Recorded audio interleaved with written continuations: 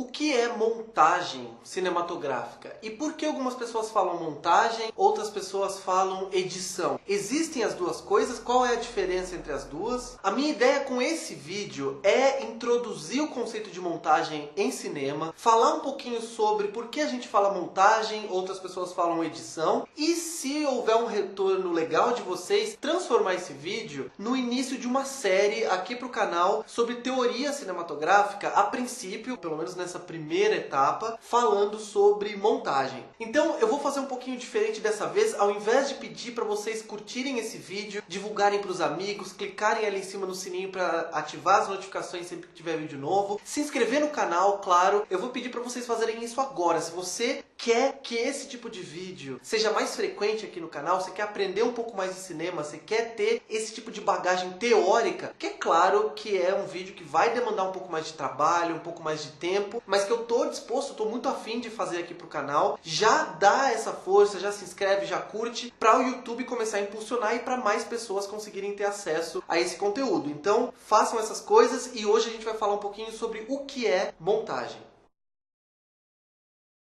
Bom, para a gente entender o que é montagem e o que é edição, a primeira coisa que a gente tem que fazer é ir para os dicionários. Então, a maioria dos dicionários em português, que é o que a gente vai trabalhar aqui, é claro, vão trazer editar como retirar, cortar, reduzir. Por outro lado, montagem, na maioria dos dicionários, é definida como ato de reunião de adição. E eu selecionei uma definição aqui de um dicionário que eu vou ler para vocês, que é operação de reunir as diversas partes de um conjunto, dispositivo ou mecanismo para que funcionem. E aí, é claro que a gente já tem uma definição muito clara de que a edição é subtração e a montagem é adição, é criação, é construção. E se a gente pegar em dicionários de cinema, de termos cinematográficos, por exemplo, o mais famoso deles, que é o do Jacques Aumont, ele vai trazer uma definição que vai nos ajudar muito a definir o que é montagem. Eu vou mostrar aqui com cenas para vocês daqui a pouco, que é, abre aspas, a montagem trata do relacionamento de dois ou vários elementos, da mesma natureza ou não,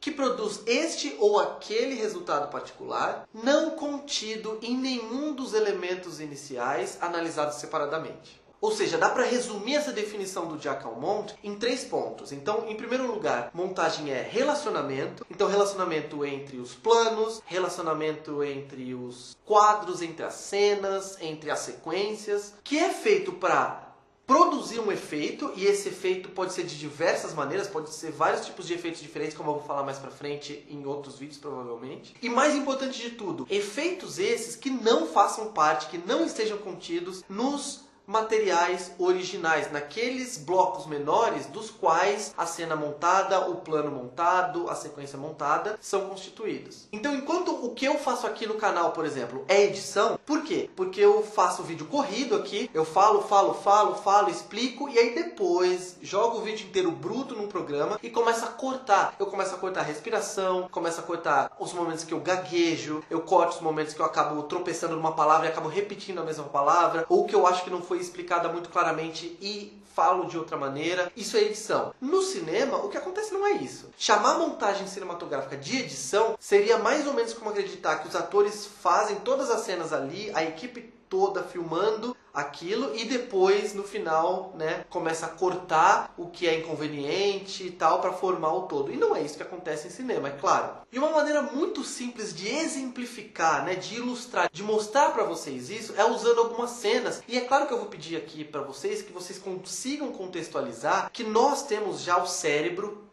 treinado para assistir filmes. Então tem alguns exemplos que eu vou dar aqui que podem parecer óbvios, mas que demorou tempo para que as plateias de cinema se acostumassem com aquela linguagem e entendessem que aquilo significava aquilo mesmo. Por exemplo, pegar uma cena do Drácula de 1931, dirigido pelo Todd Browning. Se você vê, por exemplo, esse plano em que o personagem está ali na carruagem e ele está se dirigindo para o castelo do Conde Drácula nas montanhas romenas. Quando você vê esse cara olhando para fora da carruagem e tendo uma reação... Hi, driver! Só com esse plano, você não faz ideia para que ele está reagindo. O que ele viu? Ele viu um monstro? Ele já viu o Drácula transformado? A gente não sabe. Mas quando a gente vê o plano seguinte...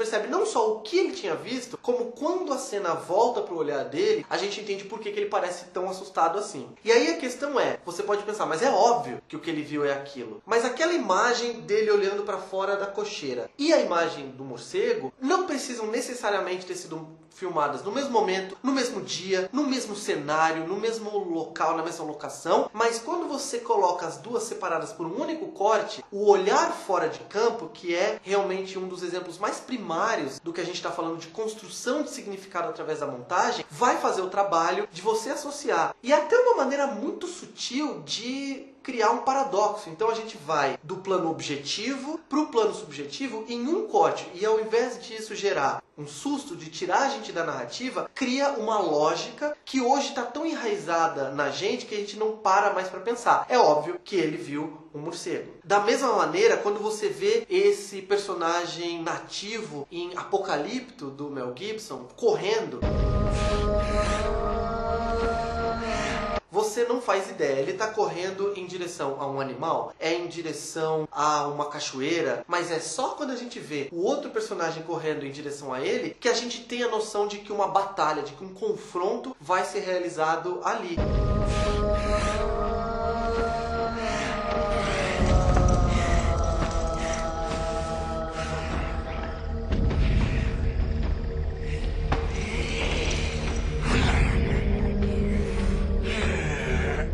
Dentro dessa lógica, dá para filmar cenas inteiras. A ação faz isso muito hoje, né? De ao invés de a gente mostrar tudo o que está acontecendo, vai mostrando pedaços e através dos pedaços você constrói o significado do que está acontecendo. Isso é uma estratégia muito comum em cinema e que mostra por que é montagem que a gente fala e não edição. Ao longo da história do cinema, o conceito de montagem foi usado em experimentações lá no comecinho para mostrar que não só essa lógica simples do olhar fora de campo, ou então de dois planos que não parecem conectados, mas um do lado do outro estão conectados, mas também para gerar significados maiores, e inclusive para ocultar a má interpretação dos atores, ou para fazer a gente projetar no rosto de um ator o que ele está sentindo. E é claro que o experimento que fez com que a gente pensasse nisso, o primeiro experimento que provou essa relação que a montagem consegue criar, é aquele que a gente chama de efeito Kuleshov, porque foi criado pelo teórico chamado de Kuleshov.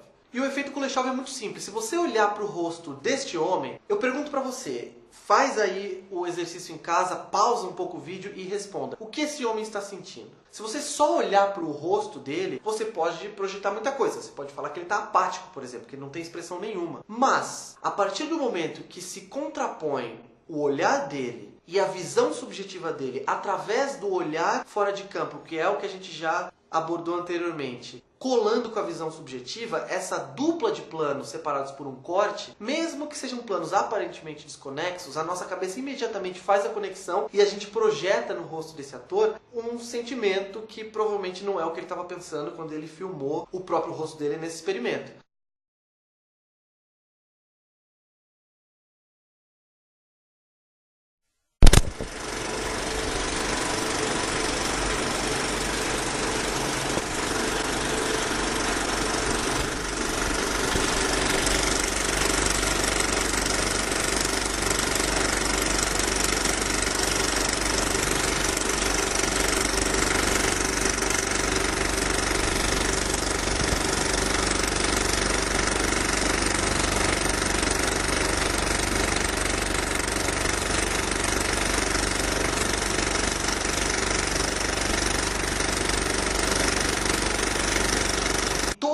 Interpretações estão corretas? Todas elas são verdadeiras? Sim, por isso que a montagem consegue criar sentido, consegue criar a verdade da narrativa. Então, sempre que você ouvir alguém chamando montagem de cinema de edição, ou então falando que tudo tanto faz, pode ser tanto um quanto o outro, essa pessoa não está certa, porque existe uma diferença fisiológica em primeiro lugar, né? Existe uma diferença física do que é feito para chegar à montagem e do que é feito para chegar à edição, e também existe uma diferença ideológica do que está por trás da mente para executar aquela metodologia, aquele sistema, para atingir os objetivos do filme. E como eu falei, curte, se inscreve, divulga para os amigos, porque se vocês derem uma resposta boa para esse vídeo, numa segunda aula, num segundo momento, num segundo vídeo sobre montagem, eu vou falar um pouquinho sobre os primórdios da montagem. Então, no momento que a montagem estava ainda engatinhando, quais foram os primeiros elementos de montagem, realmente de montagem narrativa, que foram feitos no cinema ali nos seus primeiros anos. E claro, comenta aqui, você gostou do vídeo? Você tem alguma sugestão? Usa os comentários aqui embaixo e por hoje é isso.